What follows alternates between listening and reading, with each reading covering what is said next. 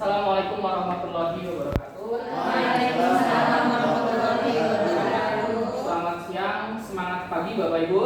Selamat pagi. Luar biasa. Baik, terima kasih Bapak Ibu atas kehadirannya. Tujuan Bapak Ibu guru diundang bersama kami di sini dalam rangka berbagi praktik baik Ibu atas dasar pelatihan yang telah saya lakukan di Solo selama 4 hari kurang lebih, itu mengenai 7 jurus BK hebat yang nanti akan sama-sama kita berikan hasilnya terhadap Bapak Ibu atas apa yang telah saya kerjakan. Jadi ada penugasan atau OJL setelah pelatihan yang dilakukan, yaitu dua jurus yang harus diberikan informasi terhadap siswa, dan siswa yang diberikan informasi tersebut oleh saya yaitu kelas 11 BR1 waktu itu, sehingga hasilnya harus saya sampaikan kepada Bapak Ibu guru supaya nanti Bapak Ibu guru bisa menambah pengetahuan juga tentang BK itu seperti apa dan lain sebagainya. Kurang lebih seperti ini. Dan ini Bapak Ibu yang telah kami dapatkan dari hasil pelatihan. Yang pertama tentang kenali potensi. Artinya kita sebagai Bapak Ibu guru atau kami khususnya sebagai guru BK, lebih baiknya kita bisa mengenali potensi para murid kita agar murid bisa lebih maksimal dalam menerima informasi pelajaran ataupun skill yang bisa betul-betul dimiliki oleh siswa. Terus yang kedua tentang kelola emosi, betapa emosi itu penting bila dikelola dengan baik, tentang tumbuhkan resiliensi atau ketangguhan daya lenting ya.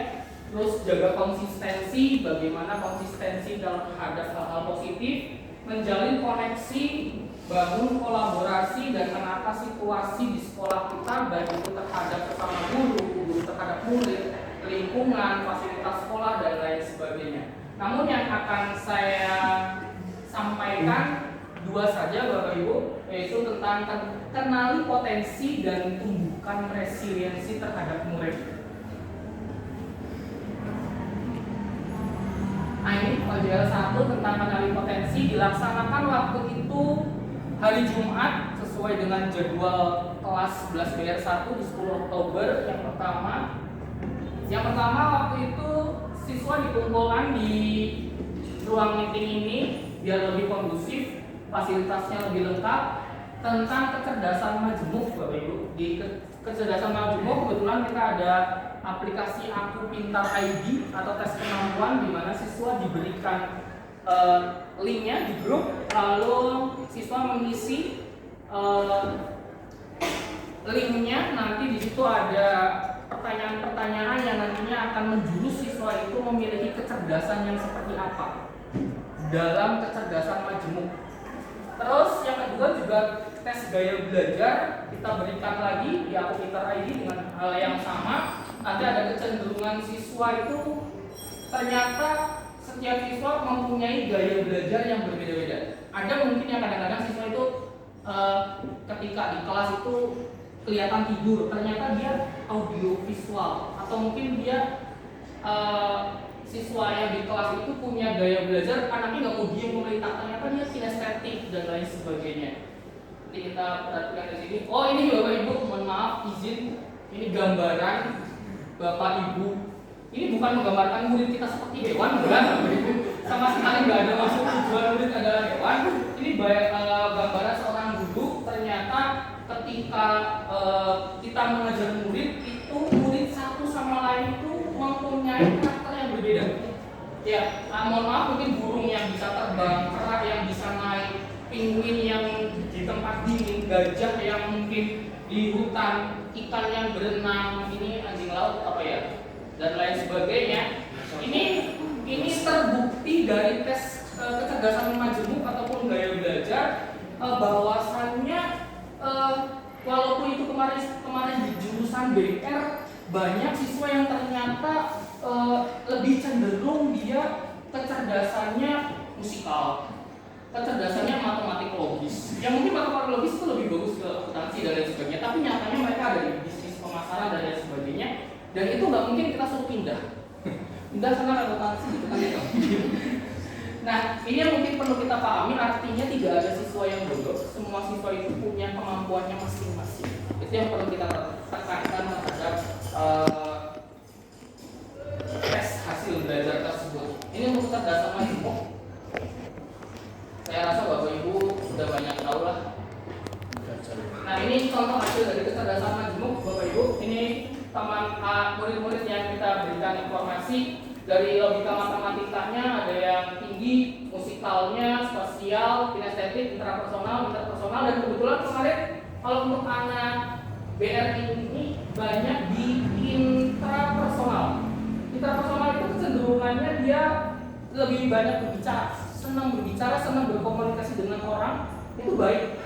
Berarti kecenderungannya, berarti ya cocok lah di bisnis pemasaran. Cuma ada beberapa anak yang musikal, beberapa anak yang cenderungnya di spasial, logika matematika. Nah, ini juga beberapa jenis pekerjaan yang mungkin nantinya cocok untuk anak-anak terhadap kecerdasan tersebut. Ya, ada yang ilmuwan, sains, psikologi. Ini pilihan anak.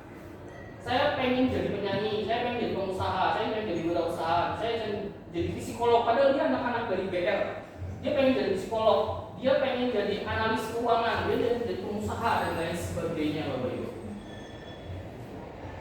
Dan untuk contoh hasil kecerdasan majemuk pun di sini banyak anak lebih cenderung ke kinestetik.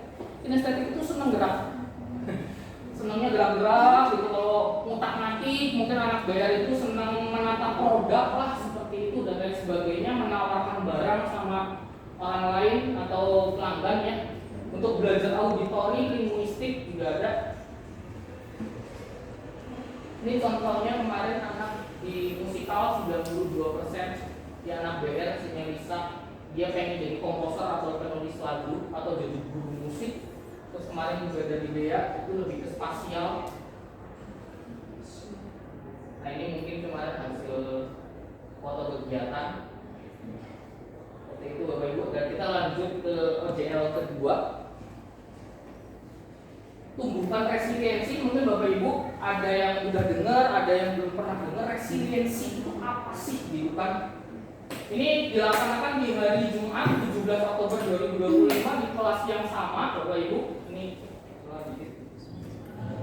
nah, resiliensi itu kemampuan seseorang untuk bangkit kembali dan pulih dari kesulitan, stres atau trauma yang dialami dalam hidup. Ini adalah kemampuan untuk beradaptasi, bertahan, dan bahkan tumbuh lebih kuat setelah menghadapi tantangan. Karena di era sekarang itu tantangannya lebih tinggi ya. Anak berkomunikasi di sosial medianya, anak terhadap bullyingnya, anak terhadap barang yang mungkin dimiliki temannya, atau mungkin perkataan. Kemarin sih lebih banyak kepada perkataan temannya, dia sakit hati, terus dia marah, tapi ya akhirnya dia bisa memaafkan temannya, dia bisa tetap mau sekolah, dia tetap biasa aja, yang nggak terjadi sesuatu yang membuat dia akhirnya bolos, membuat dia murung atau dia membuat dia berdiam diri di rumah, enggak. Tapi dia tetap punya daya resiliensi atau ketangguhan diri untuk menghadapi setiap permasalahan yang terjadi. Ini mengapa daya lenting atau tadi resiliensi itu makin penting? Ini Bapak Ibu salah satu hal ya, sering diejek gak punya ayah, anak SD di Banyuwangi tewas bunuh diri gara-gara diejek. Ini kan berarti dia punya daya lenting yang bagus atau tidak punya resiliensi yang bagus, sehingga dia diejek sama temennya gak punya ayah aja langsung dia bunuh diri. Nah, ini yang terjadi siswa SD. Mungkin kalau dulu nggak tahu ya, zaman saya kecil kayaknya saya nggak dengar anak kecil bunuh diri, tapi sekarang terjadi Bapak Ibu.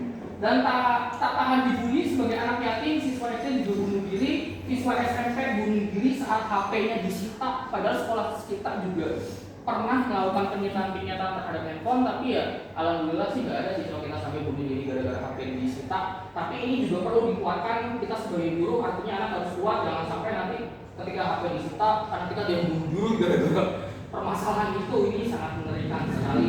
Termasuk kemarin juga kasus-kasus besar anak merokok ya, bahkan mungkin ditampar sama gurunya, mencari perlindungan dan lain sebagainya. Itu Monggo lah bisa disikapi sama Bapak Ibu guru itu seperti apa kasus yang telah terjadi. Ini juga ada hal yang perlu diketahui oleh siswa-siswa kita atau murid kita tentang fixed mindset atau growth mindset. Itu tentang fixed mindset, misalkan tentang kesuksesan itu biasa kita sebutkan kalau yang orang-orang fixed mindset itu saya bisa sukses kalau saya punya bakat. Itu kan udah berarti kalau saya nggak punya bakat saya nggak bisa sukses. Itu kan berarti dibatasi. Ya. Nah, yang growth mindset yang pikirannya bertumbuh itu saya bisa sukses kalau kita mau berusaha. Jadi ada usaha yang harus kita berikan sehingga kita bisa sukses. Tapi kalau orang-orang yang fixed mindset nggak bisa, dia harus punya bakat dulu baru bisa sukses. Atau saya harus dari orang tua yang kaya, berarti saya baru bisa kaya. Padahal nggak seperti itu. Tentang kegagalan saya nyerah, udah nyerah saya nggak bisa melakukan apapun. Tapi ketika growth mindset saya akan coba lagi. Ketika gagal saya akan coba lagi. Ketika kalah lomba mungkin bapak dari Pak Tri ya sudah guru seni kalah lomba itu nggak langsung nyerah. Tapi anak-anaknya ayo lomba lagi, ayo ikuti lagi, ayo latihan lagi dan lain sebagainya. Ketika kesulitan saya tidak bisa, saya belum bisa. Jangan tidak. Kalau tidak artinya berhenti sampai di sini. Tapi kalau belum, itu kan tandanya masih ada usaha. Ya. Terus mengapa masalah ini terjadinya hanya pada saya? Padahal setiap orang itu pasti punya masalah. Lalu solusi apa yang bisa diupayakan kalau orang-orang yang growth mindset ketika punya masalah itu nggak menyalahkan diri sendiri, tapi memikirkan bagaimana masalah itu bisa terselesaikan dengan baik. Termasuk kritik, saya sakit hati ketika dikritik. Tapi kalau yang growth mindset, makasih saya sudah diperbaiki, sehingga saya bisa memperbaiki apa yang ada kesalahan dari dalam diri saya. Yang lebih seperti itu, ini terhadap ujian. Ini seringkali mungkin tidak hanya pada murid, tapi terhadap anak-anak kita di rumah, Bapak Ibu. Kita sering memberikan pujian, itu ternyata pujian itu bahaya bagi perkembangan growth mindset-nya si anak. Ketika anak yang beda, anak yang dipuji sama anak yang didukung. Kalau anak yang dipuji, kalau nggak dipuji dia nggak semangat. Tapi kalau anak yang didukung, itu dia akan terus berkembang pikirannya. Ketika anak dipuji, kamu hebat, ya harusnya terhadap dukungan kamu sudah kerja keras. Kamu layak dapat prestasi itu. Jadi kita nggak langsung ngomong hebat, tapi kita mengapresiasi prosesnya. Jadi terhadap prosesnya si anak ini, kamu tuh udah kerja keras, kamu layak dapat prestasi karena kamu sekarang juara itu top, gitu ya. Jangan langsung kamu hebat ya. Atau bapak ibu bangga sama kamu, nah itu kamu pasti bangga sama diri kamu sendiri.